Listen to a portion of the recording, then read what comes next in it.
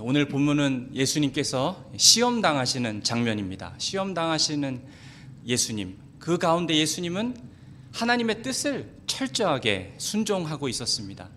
이 시험 당하는 장면에서 예수님께서 지금 이 중간에 하고 계시는 것은 무엇인가 하면 이스라엘 백성들이 실패했던 바로 그것, 하나님의 기대를 저버렸던 바로 그것을 예수님께서는 참된 이스라엘 사람으로서 하나님의 기대를 그대로 성취하고 계시는, 하나님의 뜻을 그대로 성취하고 계시는 모습을 오늘 시험당하는 이 본문을 통해서 예수님은 보여주고 계십니다.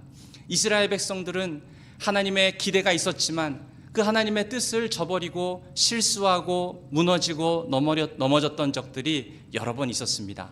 그러나 예수님은 참된 이스라엘 사람으로서 그 이스라엘 백성들이 넘어진 그 시험을 예수님은 실수하지 아니하시고 그 시험을 온전하게 철저하게 사람으로서 통과하심으로 말미암아 바로 예수님이 참된 하나님의 아들이시요 메시아의 일을 감당하러 오신 자이심을 오늘 시험당하는 이 장면을 통해서 보여주고 있는 것입니다. 예수님께서 만약 이 시험을 통과하지 못하셨더라면, 이스라엘 백성들이 실패했던 바로 그것을 똑같이 실패하셨더라면, 그러면 저와 여러분을 구원하기 위해서 죽으셔야만 하는 그런 깨끗하고 점도 없고 흠도 없는 그런 희생 제물이 되지 못하셨을 것입니다. 만약 그렇게 되었다면 저와 여러분은 구원받지 못하였을 것입니다. 그렇게 되었다면 예수님께서는 메시아로서 오신 그 목적대로 그 임무를 완수하실 수 없으셨을 것입니다. 그만큼 이 예수님께서 시험당하는 이 장면은 영적으로 고도의 그러한 싸움이 있었다라는 것이죠. 마태복음을 처음부터 이렇게 쭉 읽다 보면은 예수님께서 마치 이스라엘 백성들 중에 한 명인 것처럼 그렇게 기록하고 있는 것들을 저희들이 볼 수 있습니다. 마태복음 2장에 보면은 예수님께서 어렸을 때 헤롯의 핍박을 피해서 애굽으로 피난을 가셔야만 했습니다. 그리고 나서 헤롯 왕이 죽고 나서 예수님께서는 다시 이스라엘 땅으로 돌아오시는데요. 그때 마태복음 2장에 보면은 이렇게 말합니다.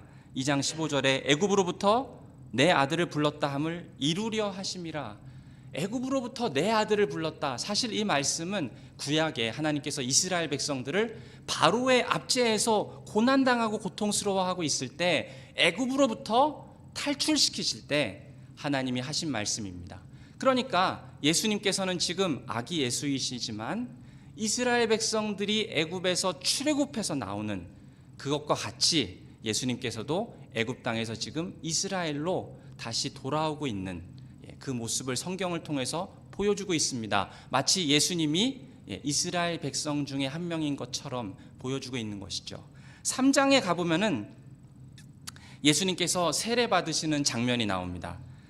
지난 시간에 저희들이 본 그 본문이죠. 예수님께서 세례를 받으시는데 사실 그 세례 받으시는 것도 이스라엘 백성 중에 한 명인 것처럼 그렇게 세례를 받고 계십니다.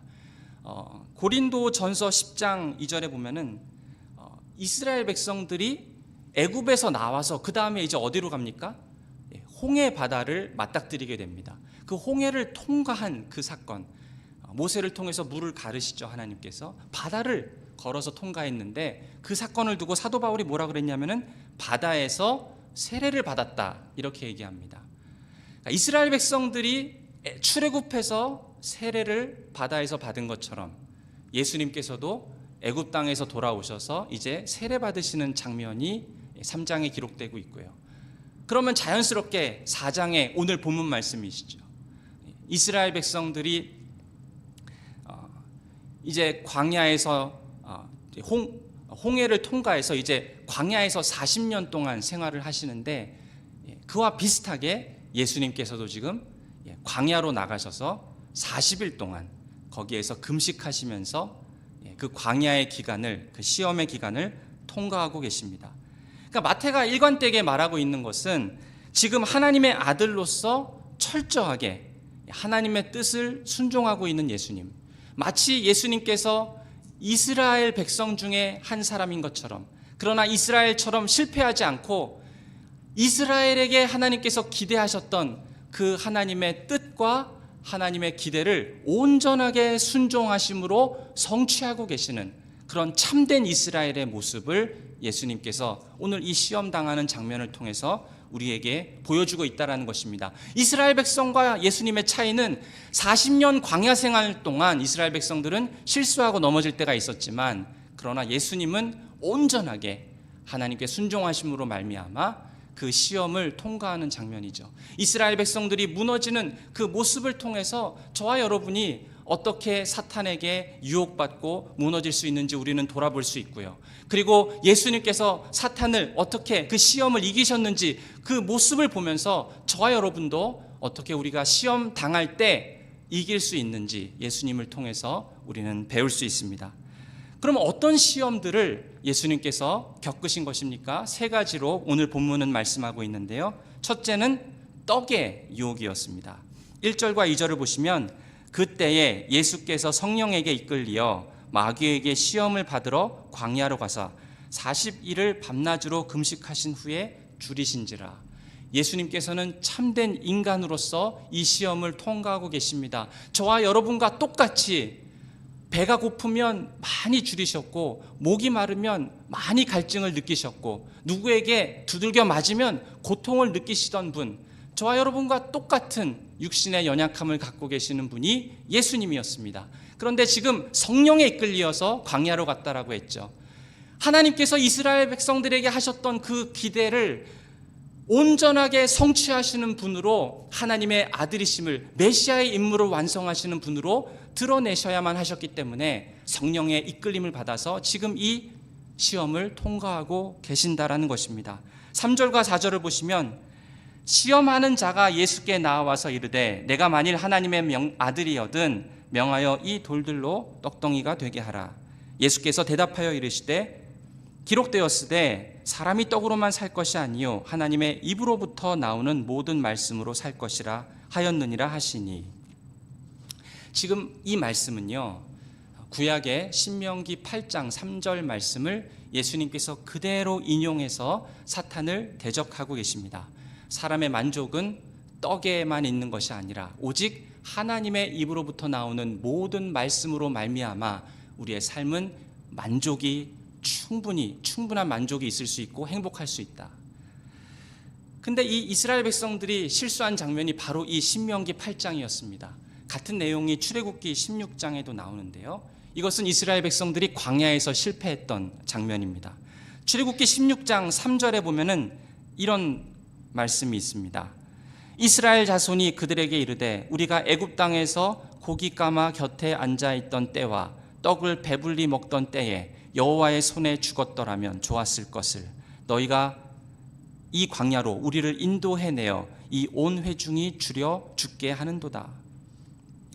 하나님께서 이스라엘 백성들을 바로의 압제와 고통 속에서 구원하여 주셨습니다. 탈출시켜 주셨습니다. 그래서 이제는 가나안 땅, 약속의 땅으로 가고 있는 과정 속에 있는데 이스라엘 백성들이 그 구원의 감격은 이제 온데간데 없고 하나님 아버지 앞에 불평하기 시작하는 것입니다. 차라리 이 광야보다는, 하나님의 구원을 경험하는 것보다는 그냥 노예 상태로 살았던 그때가 훨씬 더 좋았다. 하나님 입장에서 보면은 반역도 이런 반역이 없는 것이죠. 그런데 하나님께서 그렇게 불평하는 이스라엘 백성들에게 어떻게 해주십니까? 만나를 내려주십니다. 아침에는 만나를 매일 주시고 저녁에는 메추라기를 주셔서 그들을 먹이기 시작하십니다. 근데 이스라엘 사람들이 그것을 먹고 이제는 마음이 바뀌었을까요? 만나와 메추라기를 먹으면서도 여전히 입으로는 계속 불평을 합니다.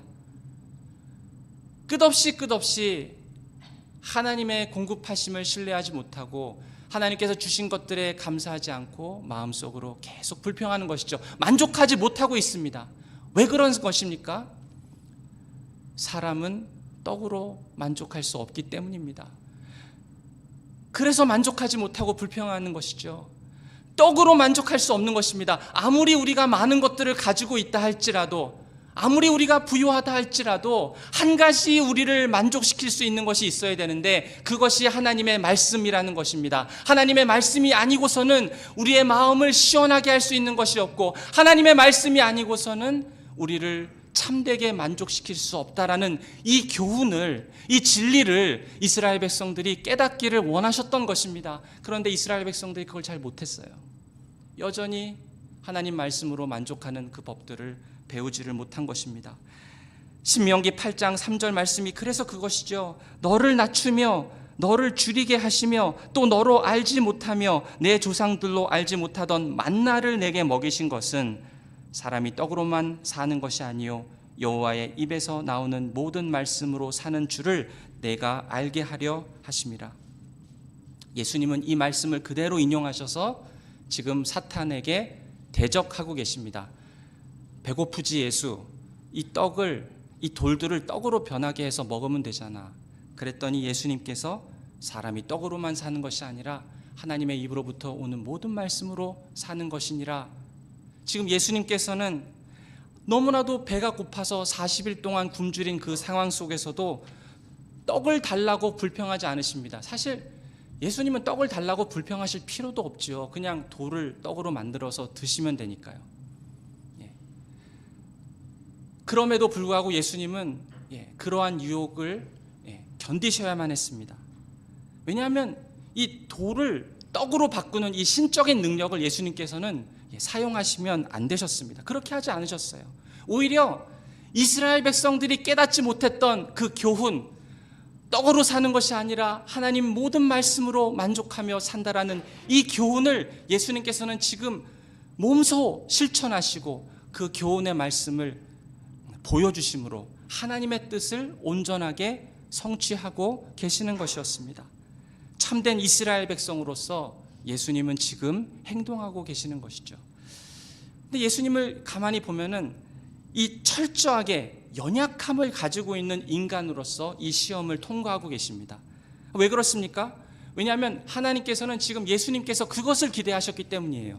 저와 여러분과 똑같은 인간으로서 사람의 연약함을 가지고 그럼에도 불구하고 사탄의 이러한 도전들을 그대로 싸우시며 이겨내시는, 그 시험을 이겨내시는 그것을 하나님께서 원하셨습니다. 그것이 하나님의 뜻이었습니다. 그것이 이스라엘 백성들에게 원하셨던 기대였기 때문이죠. 그래서 메시아로 오셔서 그 하나님의 뜻대로 순종함으로 철저하게 이 시험을 통과하셔야만 했습니다. 만약에 이 시험을 이런 식으로 통과하지 않으셨다면 사탄이 와서 떡으로 변하게 해서 먹으면 되잖아, 이건 단순히 떡의 시험이 아닙니다. 사탄은 지금 고도로 예수님을 쓰러뜨리려고 하는 것이죠. 하나님의 뜻을 철저하게 순종하지 못하도록 하려고 유혹하는 것입니다. 신적인 능력을 사용하여서 당장이라도 자기 배고픔을 채우려고 하는 그런 유혹을 사탄이 주었던 것이죠. 그래서 만약에 실수해서 넘어지면 그러면 예수님께서는 온전하게 순종하지 못함으로 말미암아 죄가 있는 자가 되시는 것이고, 그러면 저와 여러분을 위해서 완전한 희생 제물이 되실 수 없게 되는 것이고, 그러면 저와 여러분을 구원할 수 없게 되는 그러한 일이 생기는 것입니다. 그만큼 고도로 이 사탄은 예수님을 이렇게 유혹하고 미혹하고 있습니다. 그러나 예수님께서는 연약함을 그대로 가지신 채로 이 모든 시험을 하나님의 철저하신 뜻에 따라 순종하셨던 것입니다. 그렇게 메시아의 임무를 완수하셨습니다. 예수님께서 그냥 신이시기 때문에 저절로 이기신 것이 아닙니다. 예수님께서는 이 죄와 사망과 사탄의 권세를 이렇게 몸으로 싸우신 것이죠. 그 예수님께서 맹렬하게 이런 죄와 사탄과 싸우셨다면 그것을 보고 있는 우리들 어떻게 해야 하겠습니까? 이스라엘이 깨닫기 실패했던 이 교훈, 사람이 떡으로만 사는 것이 아니요 오직 하나님의 입으로부터 오는 모든 말씀으로 사는 것이니라 라고 하는 이 하나님의 가르침과 그 교훈을 우리의 삶으로 살아내는 것입니다. 실천하는 것이죠. 우리 마음으로 깨닫고 그 말씀대로 살아야 됩니다. 마귀는 계속해서 우리를 유혹할 것입니다. 하늘에서 음식이 떨어져야 너가 좀 만족을 하지, 너가 지금보다 더 좋은 직장을 가져야 너가 만족을 하지, 적어도 집에 화장실 3개 정도는 있어야 되지 않겠어? 그러지 않으면 너 삶이 행복해지지 못할 거야. 마치 돌덩어리가 떡이 되는 그러한 일들이 너의 삶 가운데 일어나야, 예수를 믿고 뭔가 좀 대박 터지게 잘 돼야 너의 삶이 행복해질 것이라고 하는 그러한 끊임없이 우리에게 주는 유혹들, 어딘가에 나의 삶을 더 행복하게 해줄 수 있는 파랑새가 있는 것처럼 그렇게 유혹하는 것들, 그런 식으로 우리를 유혹한다라는 것입니다. 그때 우리가 흔들리지 말고 말씀으로 싸워야 됩니다. 예수님처럼 내가 떡으로만 사는 것이 아니요, 하나님의 입으로부터 나오는 모든 말씀으로 살겠다. 그렇게 고백하며 사탄을 대적할 때 사탄은 떠나가게 되는 것입니다.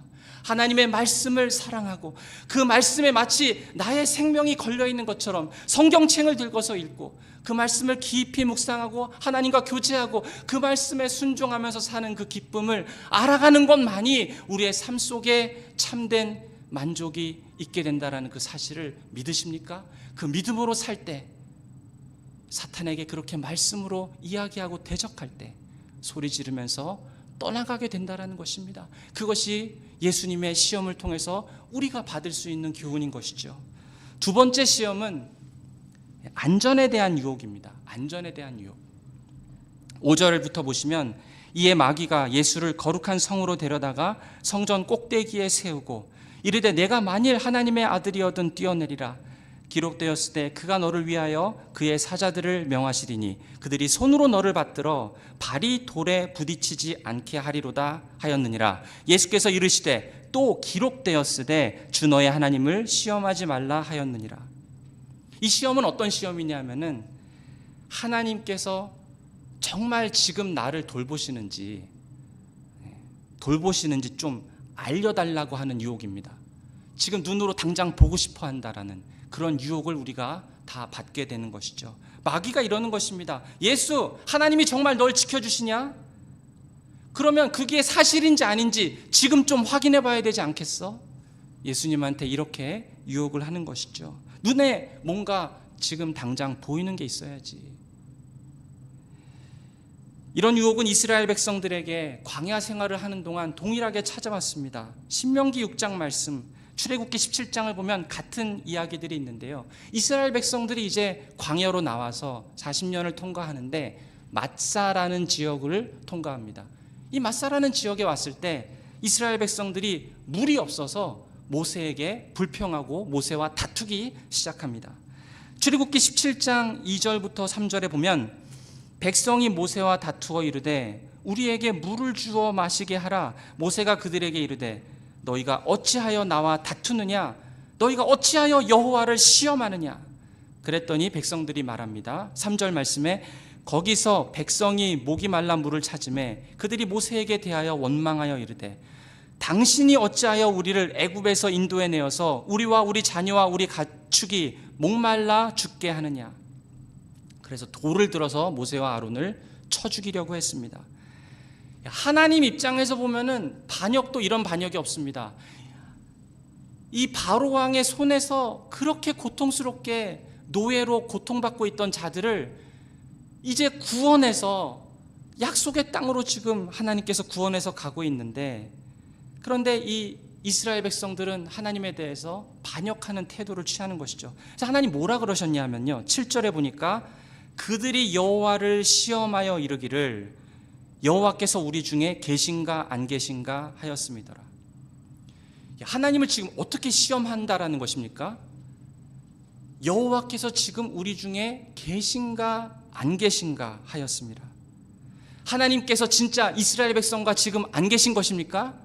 아니죠. 하나님께서는 이스라엘 백성들과 늘 함께 하셨습니다. 이스라엘 백성들은 홍해를 가르시는 하나님을 보았습니다. 저들이 추울 때 불기둥으로 밤 가운데 함께 하셨고, 낮에 해 때문에 너무 따가우면 구름 기둥으로 저들에게 시원하게 그늘을 허락해 주셨습니다. 저들에게 날마다 만나를 내려주시고 밤에는 메추라기를 주시고 오늘까지도 구름 기둥을 봤다니까요. 그런데도 지금 물이 없으니까 당장 내 눈에 하나님께서 나와 지금 함께 하시는지 아니하시는지 증거를 대라는 것입니다. 하나님께서 뭔가 눈에 보이는 것을 해주셔야지. 내가 불안하니까 내 안전을 담보할 수 있는 뭔가 눈에 보이는 것을 더 내놔라 라고 하는 것이죠. 그것도 지금 당장 보이라고 하는 것입니다. 내가 지금 당장 알아야겠으니 물을 내놓아라. 그게 아니니까 이 사람들이 돌을 들고 모세와 아론을 치려고 한 것이죠. 이것이 인간들에게, 사람들에게 유혹입니다. 당장 하나님께서 지금 나를 돌보시고 계시는지 안 돌보고 계시는지, 하나님께서 지금 우리 중에 계시는지 안 계시는지 지금 눈으로 보고 확인하고 싶어하는 유혹이죠. 자꾸 묻고 싶어합니다.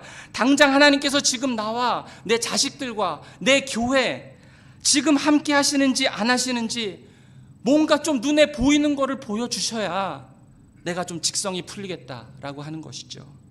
그게 돈이 되었든, 그게 건강이 되었든, 바위에서 무슨 물이 팍 터져 나오는 것이 되었든, 당장 내 손에 잡힐 수 있고 눈에 보이는 것을 달라고 하는 이 요청, 이것이 유혹입니다. 오늘 우리가 재직회를 하는데요, 하나님께서 지난 한 해 동안 참 하나님께서 우리 교회에 많은 필요들을 채워주셨습니다. 그리고 열심으로 재정적으로 헌신하시고 헌금하신 그 많은 성도들의 수고와 눈물과 기도를 저희들 생각해 볼 때 참 감사한 마음이 들어요. 그런데 교회 계좌에 돈이 차고 넘치면 하나님께서 함께 하시는 것이고, 교회 재정이 없으면 하나님께서 우리 중에 함께 하시지 않는 것입니까? 그런 것이 아닙니다. 내 통장에 돈이 있든 없든, 내가 건강하든 건강하지 않든 하나님께서는 지금 우리와 함께 계십니다. 지금까지 신실하게 인도해 오셨던 것처럼 앞으로도 하나님께서는 신실하게 인도해 가실 것입니다. 당장 눈에 보이는 것이 있어야 내 안전이 담보된다고, 내 안전이 보장된다고 생각하는 그 유혹, 그것이 바로 안전에 대한 시험입니다. 지금 사탄이 똑같이 예수님한테 그렇게 시험했어요. 예수, 너가 하나님 아들 맞냐? 하나님의 아들이면 하나님이 너를 보호해 주시겠지. 어떻게 할 수 있을까? 그것을 나랑 성전 꼭대기 위로 올라가 보자. 거기서 한번 뛰어내려 봐. 그러면서 만약에 뛰어내리면 당장 하나님께서 천사들을 보내서 너의 발이 돌에 부딪히지 않게 하실 거야. 시편 91편 말씀까지 인용하면서 아주 그냥 그럴듯하게 예수님을 유혹하고 있습니다. 그때 예수님께서 어떻게 하십니까? 말씀으로 사탄을 대적하십니다. 주 너의 하나님을 시험하지 말라. 주 너의 하나님을 시험하지 말라. 신명기 6장 16절에서 모세가 이스라엘 백성들에게, 하나님을 시험하고 있는 이스라엘 백성들에게 똑같이 가르쳤던 내용입니다. 너희가 마사에서 시험한 것 같이 너희의 여호와 하나님을 시험하지 말라. 이 말씀을 예수님께서 그대로 인용한 것이죠. 하나님을 시험하지 말라. 하나님께서 지금 너희 가운데 계심을 왜 믿지 못하느냐? 하나님을 시험하지 말라. 하나님께서 함께하고 계심을 의심하지 말라. 예수님께서는 당장 눈에 보이는 것으로 살지 않았습니다. 하나님께서 지금 나를 보호하시고 내 안전을 지켜주시고 나와 함께하심을 예수님은 믿었습니다. 당장 눈에 보이지 않는 것이 있다 할지라도 그 믿음이 흔들리지 않았습니다. 예수님은 하나님을 믿었습니다. 하나님께서 나와 함께 하신다. 하나님께서 나의 안전을 지켜주신다. 그렇게 충성된 이스라엘의 사람의 참된 모습을 예수님께서는 이 시험 한가운데서 보여주고 계신 것입니다. 그럼으로써 메시아의 임무를 성취하고 계시는 것이죠. 사랑하는 여러분, 그리스도인들은 눈에 보이는 것으로 사는 자들이 아니라 믿음으로 사는 자들입니다. 이 눈에 아무 증거 아니 배어도 믿음만을 가지고서 늘 걸으며, 이 귀에 아무 소리 아니 들려도 하나님의 약속 위에 서리라. 그렇게 고백할 때에 사탄이 소리를 지르며 떠나가게 되는 것이죠. 하나님께서 우리 가운데 계십니다. 하나님께서 나와 내 자녀와 이 교회, 우리 회중 가운데 하나님께서 함께 하십니다. 당장 눈에 보이는 것들이 없다 할지라도 여전히 하나님은 우리에게 함께 하시고 우리에게 늘 공급하시는 분이시고 늘 우리와 동행하시고 우리의 삶을 책임지시는 분이심을 믿으시기를 간절히 바라고 소원합니다. 세 번째로 지름길에 대한 유혹입니다. 8절에 보면 마귀가 또 그를 데리고 지극히 높은 산으로 가서 천하만국과 그 영광을 보여 이르되 만일 내게 엎드려 경배하면 이 모든 것을 내게 주리라. 이에 예수께서 말씀하시되 사탄아 물러가라. 기록되었으되 주 너의 하나님을 경배하고 다만 그를 섬기라 하였느니라. 이에 마귀는 예수를 떠나고 천사들이 나와서 수종드니라. 세 번째 시험은 예수님을 사탄이 마귀가 이렇게 산 꼭대기로 데리고 올라갑니다. 온 천하를 보여주면서 이 모든 천하의 모든 영광과 권세를 너에게 주겠다. 사탄이 틀린 걸까요?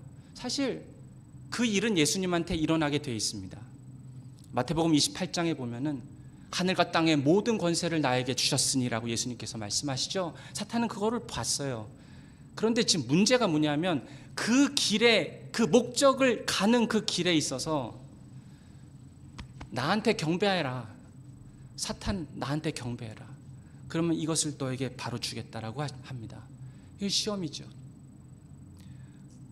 좋은 목적입니다. 반드시 그런 일이 예수님한테 일어날 거예요. 그런데 방법과 수단이 잘못되어 있다는 것이죠. 마귀는 지름길이 있다라고 유혹을 합니다. 쉬운 길이 있다라고 유혹을 하고 있습니다. 이 사탄은요, 예수님께서 무엇을 가장 고통스러워하고 있는지 잘 알았어요. 그래서 그것으로 예수님을 유혹한 것입니다. 예수님께 가장 큰 고통이 무엇이었을까요? 겟세마네 동산에서 예수님께서 기도하시는 거 보면은 저희들이 좀 알 수 있습니다. 예수님께서 겟세마네 동산에서 기도하실 때 얼마나 고통스러워 하셨던지 내 마음이 매우 고민하여 죽게 되었다라고 하셨어요. 이런 예수님을 보면서 히브리서 기자는 뭐라고 썼냐면은 심한 통곡과 눈물로 간구와 소원을 올려드렸다. 예수님께서 심한 통곡과 눈물로 소원을 올려드렸습니다. 그 소원이 무엇입니까? 하나님, 이 잔을 내게서 그냥 지나가게 하옵소서. 그게 예수님의 소원이었어요. 이 고통의 잔을, 이 진노의 잔을 나에게서 그냥 지나가게 하옵소서. 그것도 3번이나 하나님한테 기도하며 부르짖었습니다. 소원했어요. 예수님께서 무엇을 고통스러워 하신 걸까요? 십자가에서 죽으시는 그 무시무시한 형틀에서 죽으시는 그 고통, 이 육신적인 고통을 두려워하셨을까요? 예, 그것도 큰 고통은 맞습니다. 예수님께서 근데 정말도 고통스러워 하셨던 것은 그 예수님의 영혼 가운데 있는 고통이었습니다.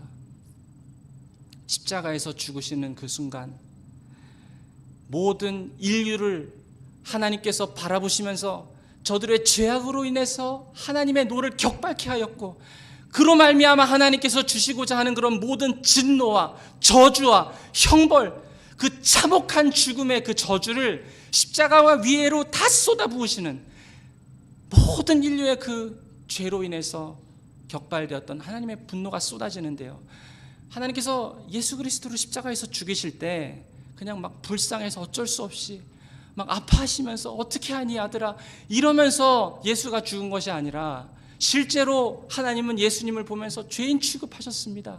예수님을 보면서 분노하셨고, 예수님을 저주하셨고, 예수님을 향해서 말할 수 없는 심판을 쏟아 부으셨어요. 그 심판과 참혹한 저주와 그 고통을 당하셔야만 하는, 그게 예수님한테는 너무 괴로웠던 것입니다. 근데 그거보다 더 힘든 게 있습니다. 더 고통스러웠던 것은 그 참혹한 십자가에서 하나님과의 관계가 단절되는 그것이었어요. 영원 전부터 후까지 예수님은 삼위 하나님의 그 공교한 아름다운 친밀한 그 교제가 깨어진 적이 없습니다. 근데 영원토록 경험해보지도 못할 그 하나님과의 교제가 단절되는 것, 그것이 더 두려웠던 것입니다. 예수님께서 마태복음 27장에서 이러시죠. 나의 하나님 어찌하여 나를 버리셨나이까. 십자가에서 자기 아들을 완전히 버리시는 하나님과 완전히 교제가 끊어지는 것이죠. 예수님께서는 그거를 고통스러워 하셨습니다. 인간된 우리로서 그게 뭘까? 아무리 제가 생각해봐도 그걸 다 이해할 수 없을 것 같아요. 근데 사탄은 그걸 알았던 것입니다. 그게 얼마나 고통스러운지를 알고 예수님한테 시험한 것이죠. 예수, 그냥 한번 눈 감으면 돼. 그렇게 어려운 십자가의 길 갈 필요 없어. 그냥 네 양심 그냥 좀 덮어버려봐. 잠깐이면 돼. 그냥 모르는 척하면 돼. 나한테 경배만 하면, 그러면 그렇게 고생할 필요 없이 너에게 모든 권세와 영광을 너가 얻게 된다니까. 왜 그렇게 바보같이 그렇게 왜 그 길을 가려고 하는가? 예수님의 가장 고통스러운 것을 이 사탄이 알았기 때문에 그렇게 유혹한 것입니다. 지름길로 가라. 쉬운 길이야. 그때 어떻게 하십니까? 예수님께서 여전히 말씀으로 가라사대 말씀으로 사탄을 대적하십니다. 10절에 사탄아 물러가라 기록되었을 때 주 너의 하나님께 경배하고 다만 그를 섬겨라. 목적을 위해서 쉬운 길, 지름길을 택할 수는 없는 것입니다. 보통 쉬운 길, 지름길을 택한다라고 하면 그게 어디로 쉽게 이어질까요? 우상 숭배랑 연관이 있습니다. 하나님을 의지해야 되는데 그냥 빨리 돈을 의지하고 싶어 합니다. 내 경험을 의지하고 싶어 합니다. 내 지혜를 의지하고 싶어 합니다. 하나님 의지하지 않아요. 하나님 없는 것처럼 결정하고 행동합니다. 그게 우상 숭배예요. 이스라엘 백성들도 그래서 쉬운 길로 가려고 한 것이죠. 모세가 시내산에서 내려오지 않고 기다리니까 답답해서 죽을 지경입니다. 아론을 막 붙잡고 흔들기 시작했어요. 어떻게든 좀 해봐라. 그랬더니 아론이 금송아지를 딱 만들어 놓고는 이게 너의 애굽에서부터 인도해낸 너희 하나님이다. 그러니까 이스라엘 백성들이 거기서 갑작스럽게 막 흥분을 하면서 춤을 추고 그 우상을 경배하기 시작합니다. 쉬운 길이죠. 지름길입니다. 빠른 길입니다. 하나님만을 경배하는 길은 좁고 협착하여 찾는 이가 적은 길입니다. 그런데 예수님께서는 그 길을 걸어가신 것입니다. 이스라엘 백성들이 실패한 그 자리에서 예수님은 참된 이스라엘 백성으로 하나님의 뜻을 온전히 성취하시는 모습을 보이신 것입니다. 오늘 우리는 본문을 통해서 세 가지 예수님의 시험을 보았습니다. 근데요, 마귀가 예수님만 시험할까요? 예, 저와 여러분도 시험합니다. 비슷하게 시험합니다. 헛된 것을 쫓아서 살 수 있도록 우리를 계속 유혹할 것입니다. 욕망을 채우면 내 삶이 좀 괜찮아질 거야. 하나님의 모든 말씀으로 살면 내 마음이 진짜 만족할까? 성경 들고 읽으면 눈부터 감기는데 하나님 말씀이 진짜 나에게 기쁨이 될까? 그런 것이 계속 우리의 마음속에 말씀대로 살다가는 기쁨보단 딱 굶어 죽기 좋지. 이런 식으로 우리를 계속 유혹할 것입니다. 어딘가에 파랑새가 있는 것처럼 하나님의 말씀 이외에 다른 무엇인가가 있는 것처럼 그것이 나를 행복하게 하고 참되게 만족시킬 수 있는 것처럼 우리를 계속 유혹할 것입니다. 그리고 하나님께서 내 삶 가운데 계신다라는 그 믿음을 흔들 거예요. 내 자녀들과 함께 하신다라는 그 믿음을 흔들고 내 교회 가운데 이 회중 가운데 함께 하신다라는 그 믿음을 계속 의심으로 흔들 것입니다. 자꾸 부추길 거예요. 하나님 그러니까 나에게 눈에 보이는 뭔가를 좀 보내주십시오. 바위에서 물이 좀 팍 터지게 해주시든가 통장에 좀 돈을 확 집어넣어 주시든가 뭔가 보이는 것들을 좀 해보세요. 이런 질문과 하나님께 그렇게 말을 하려고 하는 그런 유혹을 계속 밀어넣을 것입니다. 그리고 직장에서 일터에서 우리 삶의 현장에서 쉬운 길로 지름길로 가라고 계속 유혹할 것입니다.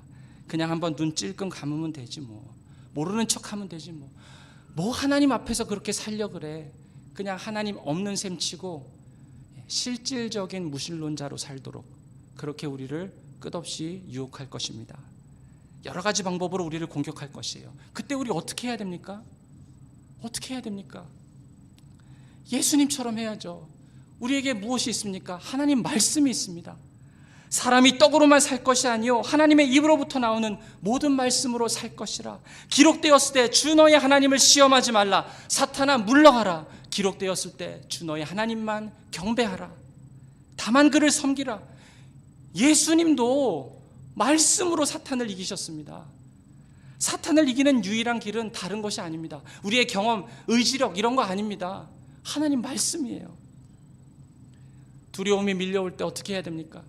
두려움에 사로잡힐 때 이사야 41장 두려워하지 말라 내가 너와 함께 함이니라. 놀라지 말라 나는 내 하나님이 됨이니라. 내가 너를 굳세게 하리라. 참으로 너를 도와주리라. 참으로 나의 의로운 오른손으로 너를 붙들리라. 그 말씀으로 싸우는 것입니다.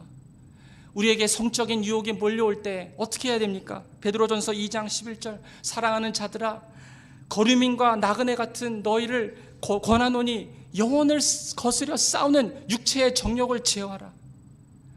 하나님의 사랑이 의심되십니까? 하나님 정말 날 사랑하는가? 스바냐 3장 말씀, 너희 하나님 여호와가 너희 가운데 계시니 그는 너에게 구원을 베푸시는 전능자시라.